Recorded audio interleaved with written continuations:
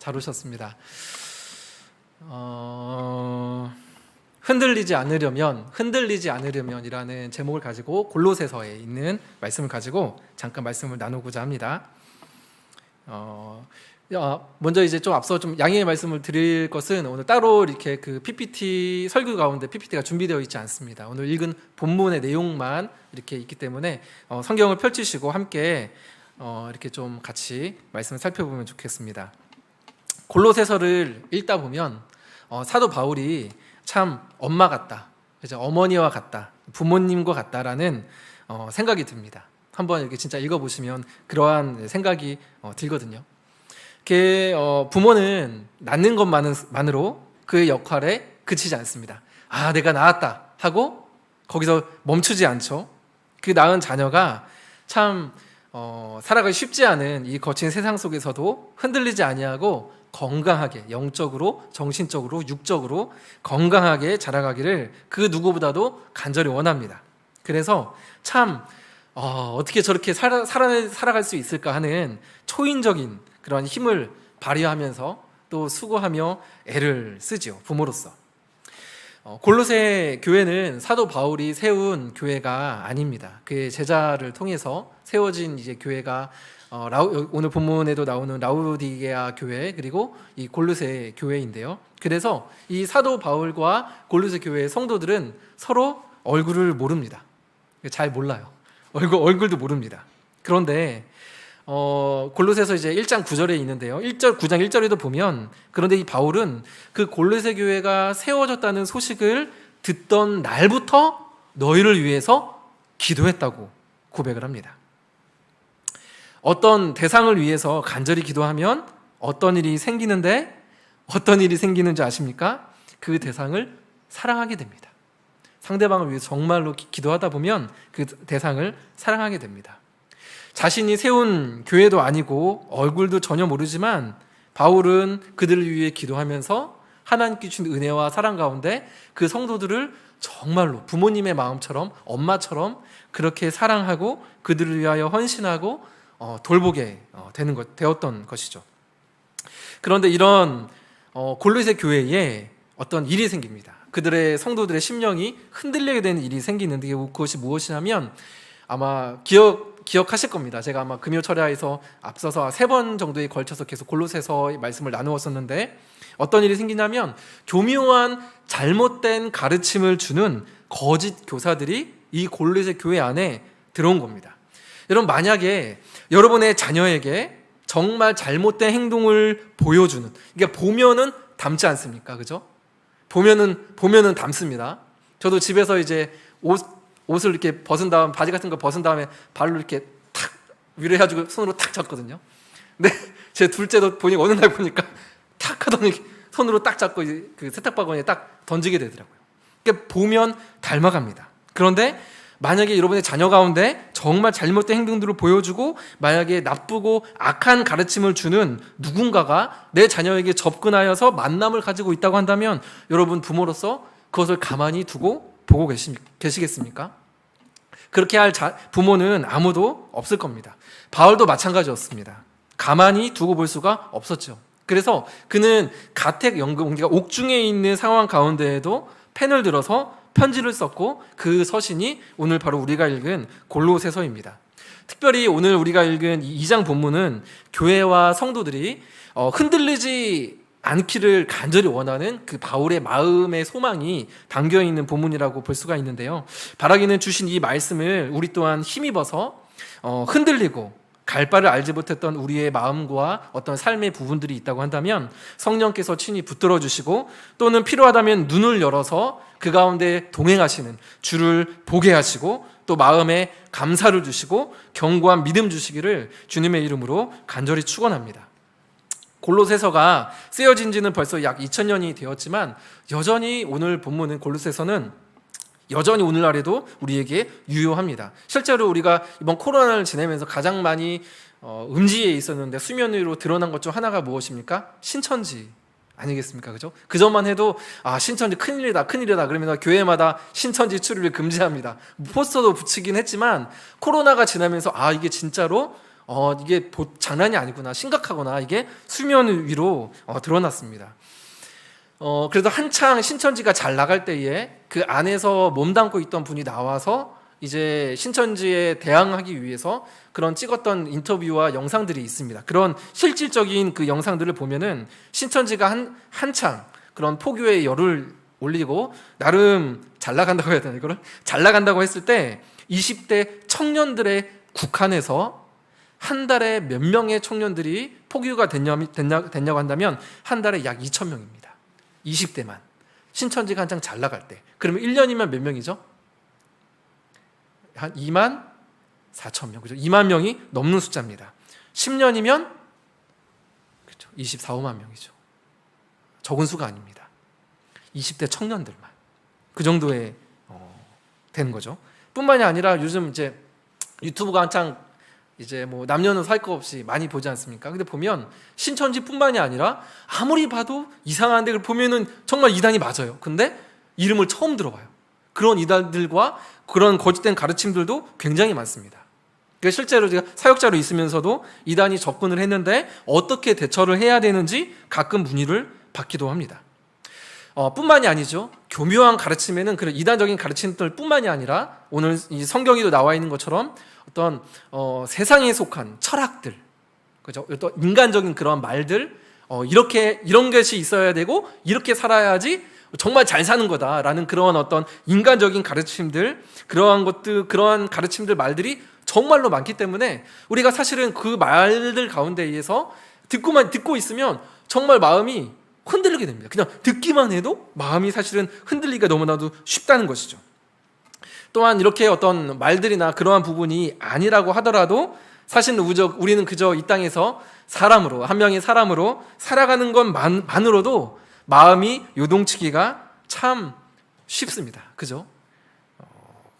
그래서 이 흔들리는 골로새 교회의 성도들을 향해서 바울은 이제 처방을 주는데, 오늘 이제 개인적으로 말씀 묵상에 준비한 것은 두 가지입니다. 사도 바울이 흔들리는 그 골로새 교회 성도들을 향하여서 두 가지 처방을 하는데, 이 두 가지를 살펴보고자 하는데요. 자, 먼저 첫 번째는 바울이 그들을 향해서 준 처방은, 첫 번째는 무엇이냐면 예수님 편에 서서 예수님의 마음으로 사역하는 사역자들이 필요하다는 것입니다. 다시 한번 말씀드리겠습니다. 예수님의 편에 서서 예수님의 마음으로 사역하는 사역자들이 필요합니다. 1장 24절에 보면 이렇게 바울이 고백을 합니다. 나는 이제 너희를 위하여 받는 괴로움을 기뻐하고, 너희를 위하여 받는 괴로움을 기뻐한다라고 말을 합니다.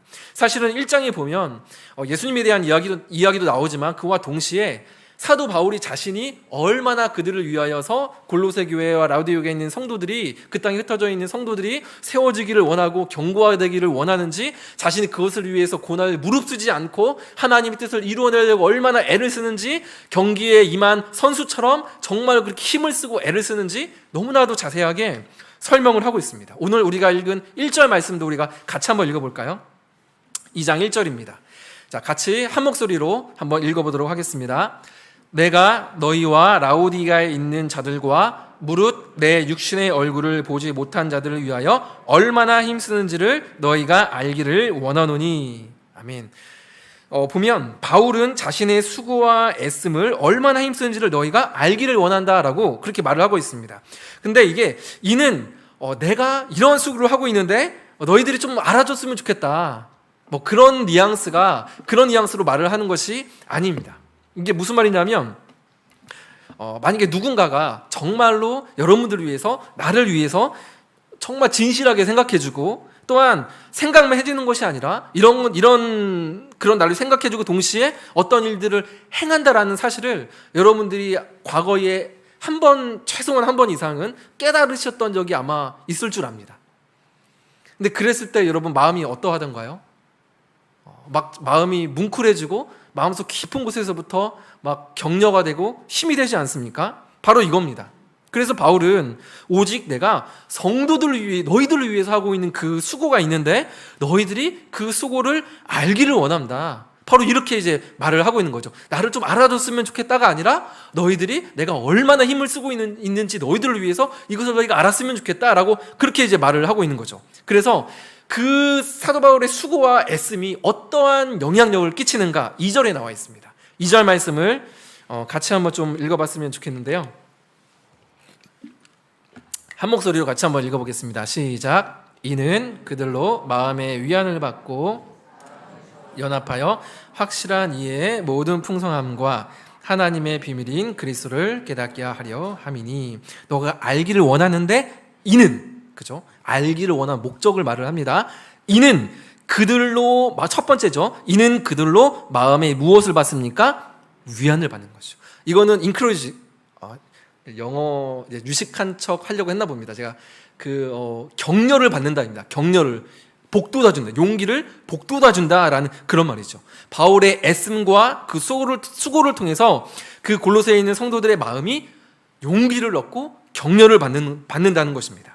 때로는 잘한다고 일어서서 박수도 쳐주고 잘 견디어냈다고 격려도 해주고 상반기에도 수고하셨다고 말도 진실된 마음으로 한마디 건네주고, 그리고 때로는 공감이 필요하면 공감을 해주고 위로가 필요하면 위로가 해주는 것이죠. 사도 바울의 그 애씀이 골로새 성도들에게 마음의 격려가 된다는 것입니다. 두 번째입니다. 무엇입니까? 위안을 받고 그 다음에 사랑 안에서 연합하여 입니다.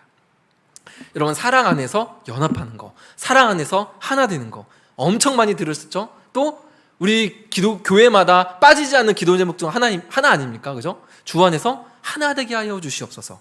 그런데 그 바울의 수고와 애씀을 골로새 성도들이 알게 되고 그러한 수고가 있을 때에 어떤 역사가 일어난다고요? 사랑 안에서 연합하게 되는 그러한 역사들이 일어난다는 겁니다. 한 가정에 가정 구성원을 향한 헌신적인 사랑을 보여주는 한 사람, 아버지 또는 어머니가 있다고 한다면 그 가정은 결코 무너지지 않습니다. 당장은 힘들어도 시간이 지날수록 오히려 더욱더 연합하게 됩니다. 제가 그것을 직접 경험을 했습니다. 교회 안에도 이러한 지도자, 사역자가 필요합니다. 정말 사랑을 가지고 그들을 대한다면, 성도들을 대한다면 사랑 안에서 연합하게 될 수밖에 없습니다. 마음의 격려를 받고, 자, 그렇게 사랑 안에서 연합하면, 첫 번째, 그죠? 마음의 격려를 받고 사랑 안에서 연합하게 되면 어떤 일이 일어나는가? 이어지는 구절인데요. 확실한 이해의 모든 풍성함과 하나님의 비밀인 그리스도를 깨닫게 하려 함이니. 바로 이 부분입니다. 우리가 말씀을 이해하고 깊이 누리려면 일반적으로는 이렇게 생각하기 쉽죠. 어떤 가르치는 자나 듣는 자가 개개인의 어떤 탁월함이 있어야 할 것 같습니다. 그죠? 말씀을 깊이 누리고 그것을 깨닫고 하는 부분에 있어서 듣는 사람이나 가르치는 자에 탁월함이 있어야 할 것 같지만 본문은 그렇게 말하고 있지 않습니다. 진심 어린 그러한 위안 가운데, 격려 가운데 사랑 안에서 연합하여 한 마음이 되면 바로 이때 주의 말씀이 확실하게 이해되고 풍성하게 누리게 된다고 오늘 본문은 말씀하고 계십니다. 여러분, 이 부분이 공감이 되시고 이해가 되시나요? 저는 참으로 공감이 됩니다. 가르치는 말이 조금 지식이 부족해도, 조금 서툴러도 사랑과 진실된 격려 안에서 피차 서로의 삶을 보고, 또 서로의 삶을 통해서, 또한 말들을 통해서 서로 피차 간에 듣고 배우는 그 과정 가운데 마음이 열리게 되고, 그래서 말씀이 더 깊이 들어오게 되고 삶에서 그 말씀이 확인되어지죠. 그렇다고 한다면 이는 곧 말씀에 대한 온전한 이해인 것이죠. 어떤 개개인의 탁월함이 말씀의 풍성함과 이해의 조건이 되지 않습니다. 물론 필요하겠죠. 물론 도움도 되겠죠. 그러나 핵심은 그것이 아니라는 거죠. 자, 그러면 그 다음입니다. 그렇게 되어갈 때에 사랑 안에서 연합하고 위안을 받고 확실한 이해를, 풍성한 이해를 깨닫게 되고, 그렇게 되면 어떻게 되냐면 그 하나님의 비밀인 그리스도를 깨닫게 하려 함이니, 즉 그 종착지가 누구입니까? 예수 그리스도라는 겁니다. 예수님이라는 겁니다. 주 안에서 사랑하는 여러분, 우리의 최종 목적지는 오직 예수님인 줄 믿습니다. 저는 그리한 줄 믿습니다. 우리의 유일한 해답 또한 예수님입니다라고 오늘 본문에서 말을 하고 있는 겁니다. 우리의 삶과 삶의 이유도 오직 예수요, 나는 예수의 것입니다라고 말을 하고 있는 겁니다. 당시 거짓 교사들은요, 어떤 영적인 체험들, 신비적인 체험을 통해서 경건해질 수 있고 그런 어떤 신앙의 레벨루가 있는데 그 레벨에 올라갈 수 있다, 이렇게 가르쳤습니다. 근데 그것이 잘못된 가르침이죠. 거짓이죠. 때문에 바울은 말을 하는 겁니다. 그렇지 않습니다. 그러한 것들이 필요한 것이 아닙니다. 오직 이미 여러분들 안에 있는 예수 그리스도만으로 충분합니다. 예수 안에 모든 만물의 충만함이 있고 모든 풍성함과 부유함이 예수 안에 있는데 다른 무엇이 더 우리에게 필요합니까? 라고 사도 바울이 소리 높여서 말씀을 하고 계시는 겁니다. 때문에 그래서 골로새서에 보면, 그래서 골로새서가 이제 뭐 기독론의 집합이다라고 해서 예수 그리스도는 이런 분이시고 예수님이 행하심들이 굉장히 핵심적으로 잘 요약이 되어 있습니다. 주 안에서 사랑하는 성도 여러분, 우리가 신앙생활을 잘한다는 거, 나의 신앙이 좋다는 것은 어떤 영적인 능력이 있거나 어떤 신비적인 체험을 했다거나, 예를 들어서 방언을 한다거나 통변을 한다거나 치유의 은사가 있다거나 하는 것에 결코 있지 않습니다. 이 부분이 여러분 납득이 되시나요? 방언을 한다고 해서, 치유의 은사가 있다고 해서 그것이 신앙이 결코 좋다는 것이 아닙니다. 어떤 은사, 어떤 방법이 중요하지 않습니다. 진실입니다. 저 또한 은사들을 경험했었지만 그것이 저의 신앙을 대변하지 않습니다. 그때는 제가 신앙이 좋은 것 같았지만 아니요, 시간이 지나면 내가 했던 경험들은 정말 너무나도 쉽게 잊혀져 버립니다. 날아가 버립니다. 그저 그것은 어떤 은사들, 내가 처음한 경험들은 하나님께 주시는 어떤 그때의 선물이지, 그것 자체를 가지고 신앙이 좋고 나쁘고 깊고를 그렇게 판단을 할 수는 없습니다. 그러면 여러분, 신앙이 좋다는 것은 무엇입니까? 신앙이 좋다는 것은 사람이 더욱 사람다워지는 것입니다. 태초에 처음 지음 받았던 아담과 하와의 죄를 범하기 이전에 그 태초의 온전한 사람으로 회복되어지는 것, 그것이 신앙이 좋아진다는 거예요. 그래서 기독교 교육의 목표도 제 스스로 설정한 정의는 무엇이냐면, 그 한 명의 아이가 그 태초의 사람으로 회복되어져 가는 것, 회복되어질 수 있도록 도와주는 것, 그것이 저는 기독교 교육의 정의라고 생각을 합니다. 하나님께서 예수님을 여러분 이 땅에 왜 보내셨습니까? 죄도 없고 흠도 없는 온전한 사람의 모습을 우리에게 보여주시기 위함이죠. 온전한 사람으로 가는 길을 열어주시기 위함입니다. 보여주시기 위함이죠. 이렇게 너희들도 살았으면 좋겠다라고 온전하신 그 하나님께서 사람의 몸을 입고 이 땅에 오신 거죠. 그래서 예수 그리스도 안에는 우리가 추구해야 될 사람의 원형이 그대로 들어있습니다. 우리의 원형이 되어주신다는 거죠. 회복해야 되는 궁극적인 목표가 바로 예수님 자체가 되어주신다는 겁니다. 그래서 이 부분 다시 정리하면, 때문에 우리의 신앙이 좋다는 것은 무엇입니까? 날이 갈수록 사람이 사람다워지는 것. 제가 신대원 졸업을 할 때 어떤 분이 설교를 하시는 기억은 안 나지만 인상 깊었던 한마디가 있었습니다. 여러분, 사역자가 되기 이전에 사람이 먼저 되십시오. 사람이 먼저 되는 것, 사람다워지는 것, 이것이 진정 신앙이 좋은 겁니다. 그래서 신앙이 좋다는 것, 갈수록 사람이 사람다워지는 것이고, 사람이 사람다워진다는 것은 궁극적으로 예수를 닮아가는 것입니다. 그래서 모든 사역의 목적, 모든 사역의 방법은 예수님입니다. 방법도 목표도 결과도 예수님입니다. 우리가 보기에 많아지고 성장하고 규모가 커지고 그런 것이 궁극적인 목표가 아닙니다. 그런 것으로 신앙을 재단할 수 없습니다. 예수를 더욱더 닮아가는가, 예수의 향기가 나는가, 예수님처럼 살아가고 있는가, 그것이 우리의 기준입니다. 제가 강단에 서서 설교를 하고 있습니다. 설교에 대한 여러 정의가 있겠지만 저는 설교를 예수님 편 드는 것이라고 생각을 합니다. 상황에 굴하지 않고 사람들의 시선 의식하지 아니하고 어떤 상황 속에서도 예수님의 편을 드는 것, 그것이 설교입니다. 교회와 성도가 흔들리지 아니하고 견고히 가기 위해 무엇이 필요한가? 첫 번째, 예수님 편에 서서 예수님의 마음으로 사역하는 사역자가 그래서 필요합니다. 바라기는 예수님의 마음으로 사역하는 진실하고 신실한 지도자, 사역자들을 만나는 은혜가 저와 여러분들에게, 우리 모두에게 있기를 간절히 소망합니다. 저 또한 동일하게 소망하고, 이 말을 하면서도 제 마음이 가볍겠습니까? 무겁습니다. 사역자로서 제가 먼저 그러한 사역자로 빚어질 수 있도록 저 또한 늘 부단히 애써야 함이 마땅하겠죠. 이를 위해 성도 여러분께서도 간절히 기도해 주시면 좋겠습니다. 우리 교회의 사역자들이, 이 대한민국의 땅에 있는 모든 사역자들이 그렇게 예수님 편에 서서 예수님의 마음으로 사역할 수 있는 신실하고 진실한 사역자가 될 수 있도록 기도해 주시기 바랍니다. 두 번째입니다. 교회의 성도가 견고히 서기 위한 바울의 두 번째 처방은 예수님이 주인이심을 다시금 깨닫고 그에게 뿌리를 깊이 내리는 것입니다. 예수님이 나의 주인이심을 깨닫고 그에게 뿌리를 깊이 내리는 것입니다. 6절과 7절 말씀을 한 목소리로 같이 한번 읽어봤으면 좋겠습니다. 6절 같이 읽습니다. 그러므로 너희가 그리스도 예수를 주로 받았으니 그 안에서 행하되 그 안에 뿌리를 박으며 세움을 받아 교훈을 받은 대로 믿음에 굳게 서서 감사함을 넘치게 하라. 아멘. 어디에 뿌리를 내렸느냐가 그 존재를 결정합니다.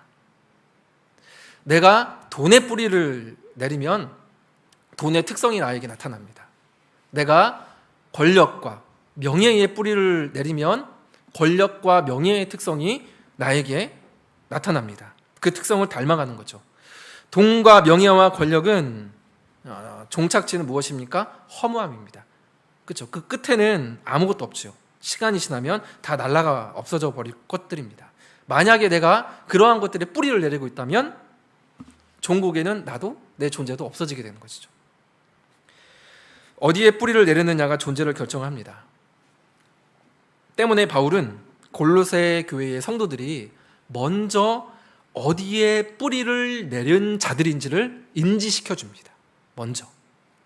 그래서 6절 다시 한번 보시면 그러므로 너희가 예수를 주로 받았으니, 그죠? 첫 번째입니다. 첫 번째 핵심입니다. 예수를 주로 받았으니 그 안에서 행하되. 주로 받았으면 자연스럽게 행하게 되는 거죠. 정말 내가 주로 받았다면, 그죠? 첫 번째 핵심이고요.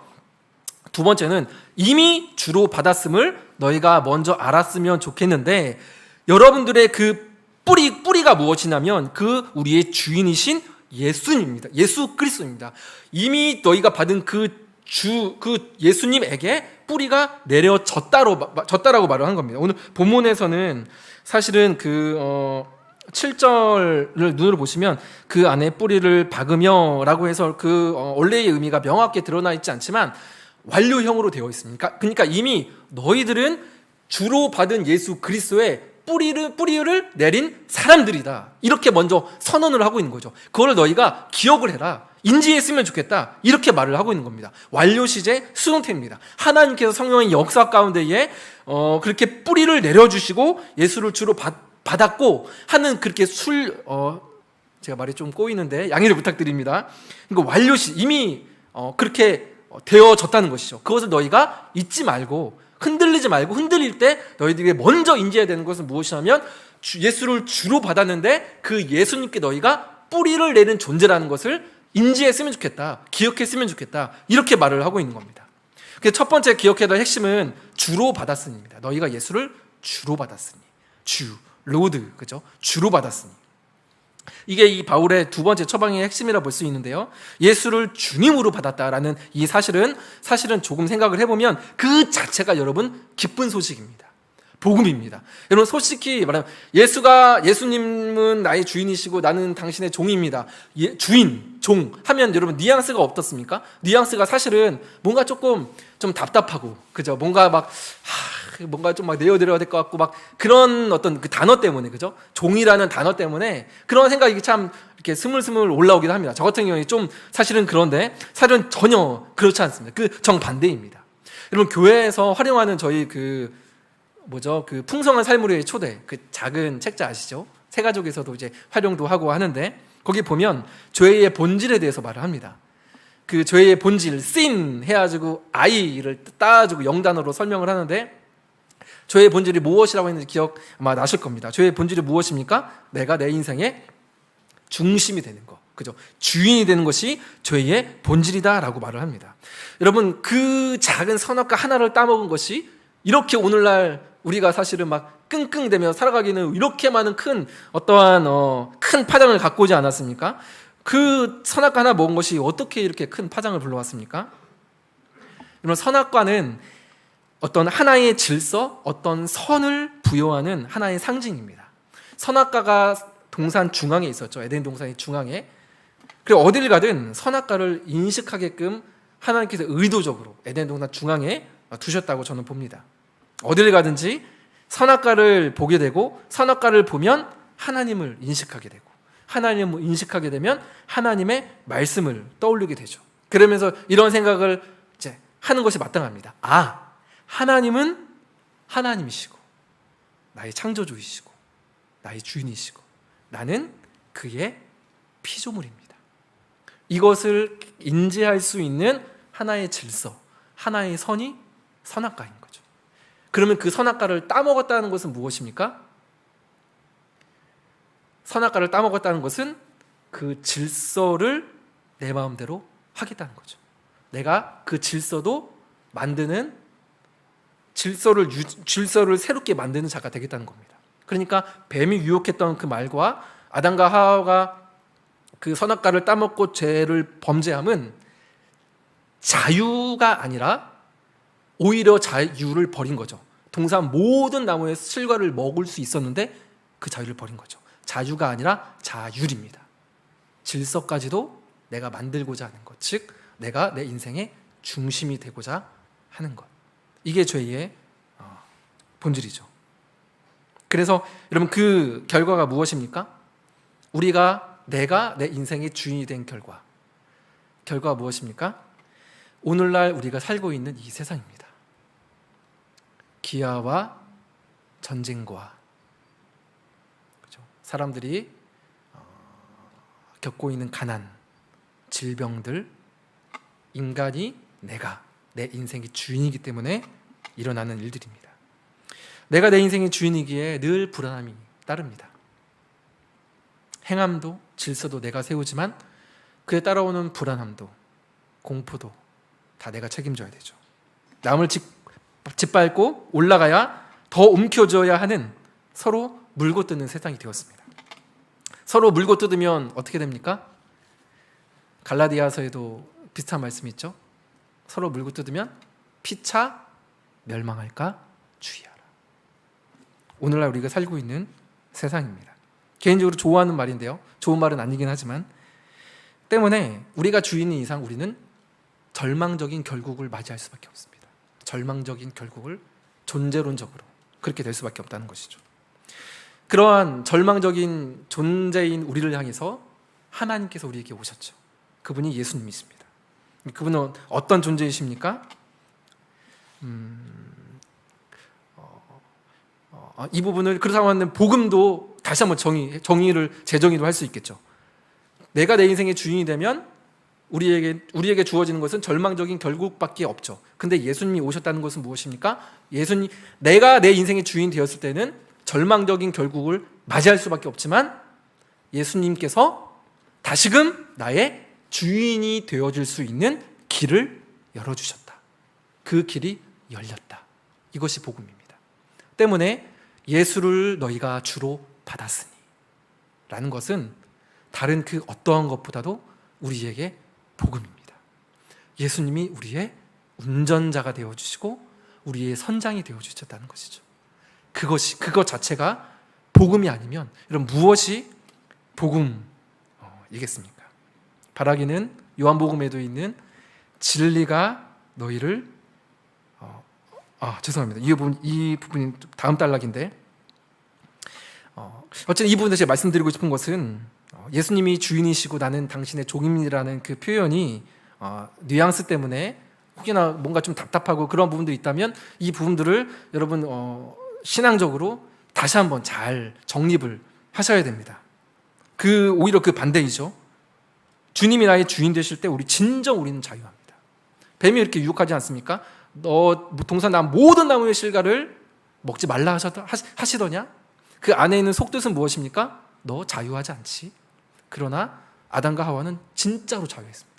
선악과 하나 빼고 모든 나무의 실과를 먹을 수 있는 그 자유함이 있지 않았습니까? 요한복음에 있는 것처럼 진리가 너희를 자유케 하리라 하신 말씀에 믿음으로 반응할 수 있는 여러분들이 되기를 간절히 소망합니다. 여기서 두 가지 체크할 게 있는데요. 첫 번째, 태초부터 계셨던 예수님께서 우리를 창조하셨습니다. 그분은 나를 만드셨습니다. 그래서 누구보다 나를 잘 아십니다. 이 첫 번째 사실을 여러분 체크하시고요. 두 번째, 그리고 그 주인이신 예수님이 자신을 내어주기까지 아무런 조건 없이 나를 사랑하셨습니다. 여러분, 이 두 가지가 마음 가운데에서 체크가 되십니까? 이 두 가지를 진정 여러분의 마음으로 믿고 받아들이는 은혜가 있기를 소망합니다. 이 두 가지가 분명하다면 예수님이 나를 창조하셨고 그래서 나를 잘 아시고 나를 진정으로 조건 없이 사랑하신다. 그러면 주님을 우리는 주인으로 받아들이게 됩니다. 이 두 가지를 체크를 먼저 하시면 좋겠습니다. 그래서 주 안에서 사랑하는 여러분, 내 인생은 나의 것이야. 네 인생 멋지게 한번 펼쳐봐. 주인공으로 살아봐. 그래야 뒤처지지 않고 성공한다는 세상의 어떤 말들과 수많은 광고들에 여러분 속지 마십시오. 그렇게 광고하며 말을 하는 사람들도 결국에는 자신이 주인처럼 군림하고 살아가기 위한 말들을 볼 뿐입니다. 정말로 우리를 위해서 광고를 하는 거라고 생각하십니까? 진심을 가지고 하는 사람도 있겠죠. 그러나 대부분은 그렇지 않습니다. 이러한 먹일 사슬과 같은 세상 가운데 누군가는 돈의 종이 되고 누군가는 권력의 종이 되고 누군가는 사람과 사랑의 갈급함의 종이 되기도 합니다.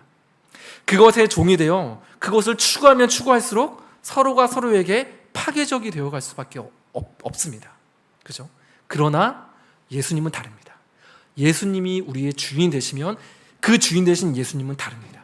그분의 소유가 되면 소유가 될수록, 그분을 알아가면 알아갈수록, 닮아가면 닮아갈수록 나는 그 안에서 정말로 태초에 지음받은 나의 모습을 발견할 수 있기 때문에 나는 더욱더 존귀해집니다. 나는 더욱더 고귀해집니다. 혹시나 성도 여러분 간에 자존감이 이렇게 낮다고 생각이 되시거나 자신감이 없으신 성도분 계십니까? 바라기는 예수 그리스도의 빛 아래서 그 빛 비추임을 받기를 간절히 소망합니다. 주님의 안에서 자존감이 회복되기를 간절히 소망합니다. 자신감이 회복되기를 간절히 소망합니다.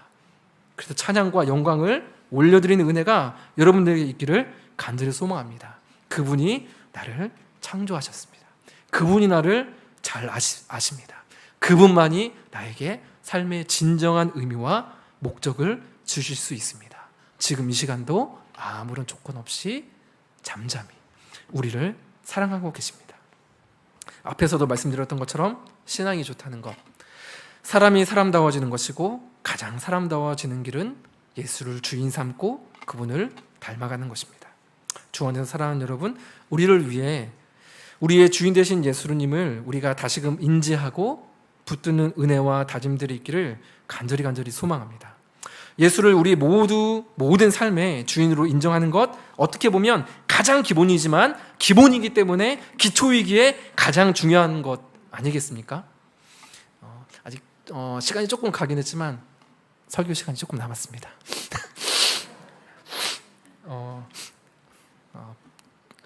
가능하면 설교 길게 하기를 원치 않았는데 양해를 부탁드리고요. 이제 거의 마무리가 되어 가긴 하는데요. 존경받던 한 사람이 그렇게 존경받고 잘 지내던 정상 궤도에서 내려오게 되는 일들은 어떤 큰 사건 때문에 일어나지 않습니다.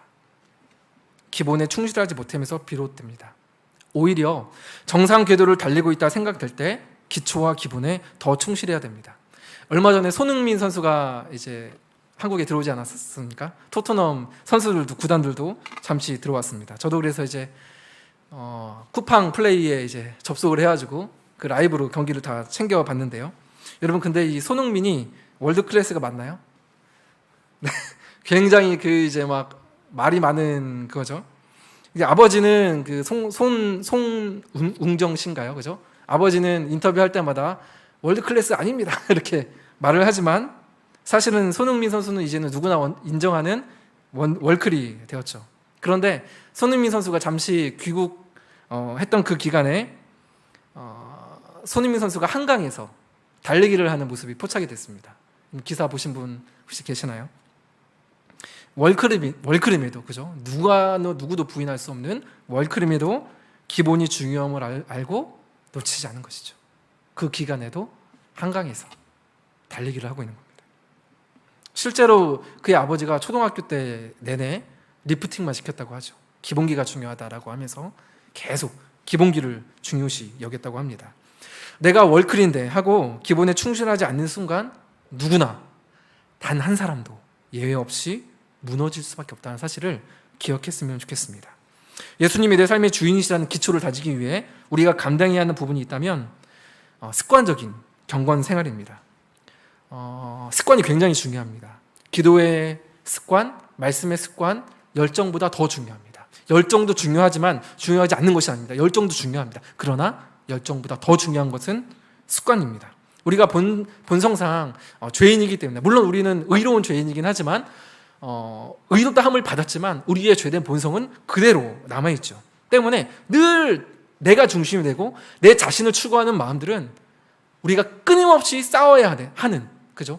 자기 십자가를 치고 자기를 부인해야 하는 그러한, 사실은 그러한 미션이, 그러한 임무가 저와 여러분들에게 있다는 것이죠. 누구나 예가 없습니다. 며칠만 기도하지 않아도 마음이 난잡해지고 생활의 질서가 없어집니다. 저의 경우는 그렇습니다. 새벽에 나와서 나는 깊이 기도했다라고 해도 점심시간이 되기도 전에 은혜가 사라집니다. 마음이 좁아지죠. 은혜가 또 필요하구나. 이것이 우리입니다.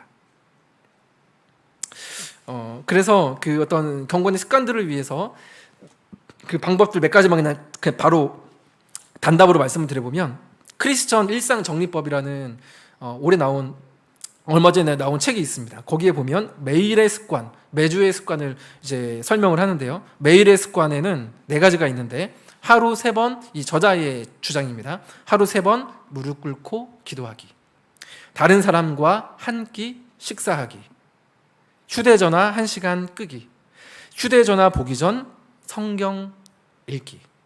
매일의 습관이죠. 매주의 습관 첫 번째입니다. 친구와 1시간 대화하기. 두 번째, 미디어 4시간 선별하기. 선별해서 미디어를 한다는 거죠. 세 번째, 24시간 금식하기. 이거는 좀 곤란할 것 같은데. 네 번째, 안식 누리기. 충분히 쉰다는 것이죠. 이 중에 혹여나 마음 가운데에 다가오는 부분이 있다고 한다면 하나를 잡고 여러분 구체적으로 실천을 해보시면 좋을 것 같습니다. 때로는 새벽기도 음성 파일이 매일 올라오지 않습니까? 그 믿음 생활 밴드를 활용하셔도 좋고요. 연초에 혹여나 작심 한 달로 끝났던 그러한 경건의 습관의 다짐들이 있다고 한다면 다시 한번 확인하시고 새롭게 시작해 보시면 좋겠습니다. 이제 마지막으로 잠시 살펴볼 한 가지는 7절 마지막 부분입니다. 2장 7절을 다시 한번만 읽어봤으면 좋겠습니다. 네, 같이 한번 읽습니다. 그 안에 뿌리를 박으며 세움을 받아 교훈을 받은 대로 믿음에 굳게 서서 감사함을 넘치게 하라. 우리가 예수를 주인 삼고 뿌리가 하나님의 은혜로 내려지고 세워질 때, 이것도 하나님께서 우리를 세워주신다는 그러한 수동태이거든요. 세워질 때 나타나는 하나님의 하나의 증거는 감사입니다. 굳게 서서 감사함을 넘치게 해라.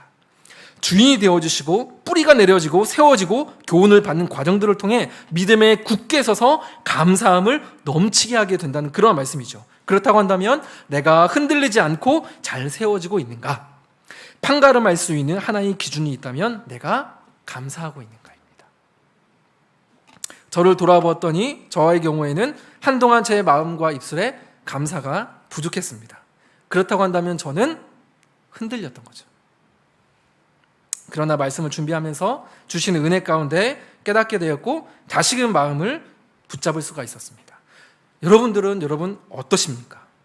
다양한 삶의 정황 가운데에서 그럼에도 불구하고 감사가 있으셨다고 한다면 너무 잘하셨습니다. 그 감사가 더욱 풍성해지를 축복하고 격려하며 소망합니다.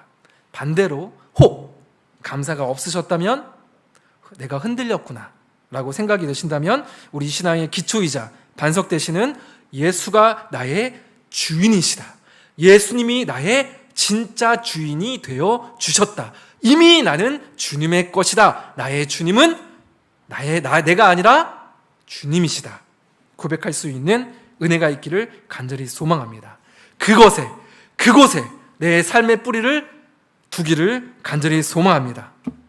말씀을 정리합니다. 교회가 성도가 흔들리지 아니하고 견고히 세워지기 위해 필요한 두 가지를 나누었습니다. 첫째, 예수님 편에 서서 예수님의 마음으로 사역하는 지도자, 사역자가 필요합니다. 둘째, 예수님께서 이미 나의 주인이 되셨음을 내가 다시금 인지하고 그 안에 뿌리를 깊이 내림이 필요합니다. 바라기는 주 안에서 주시는 은혜 가운데 견고히 세워져가는 저와 여러분들이 될 수 있기를 간절히 소망합니다.